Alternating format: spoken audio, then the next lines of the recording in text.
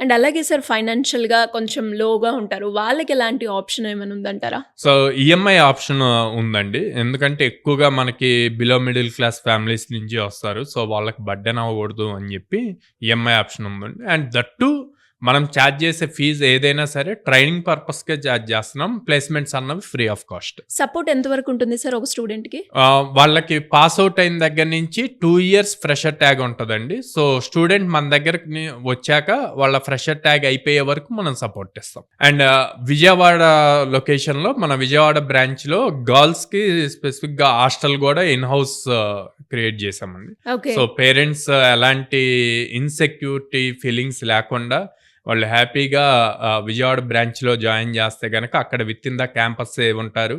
And హ్యాపీగా up skill అయ్యి placements ఉంటాయి కాబట్టి వాళ్ళకి బెనిఫిట్ అవుతుంది. సో, మనం వచ్చేసి ఆల్మోస్ట్ 800+ కంపెనీస్‌తో అసోసియేషన్ ఉండటం వల్ల మనకిప్పుడు almost every day or alternate day కంపల్సరీగా ఒక డ్రైవ్ జరుగుతదనమాట. ఓకే. సో, ఇలాంటి ఫెసిలిటీస్ ఉండడం వల్ల స్టూడెంట్స్ ఇంతమంది ప్లేస్ అయ్యి బయటికి రావడం జరిగింది. అవును. ఎస్పెషల్లీ ఈ కోర్సెస్ అవును. రిలేటెడ్‌గా. అవును.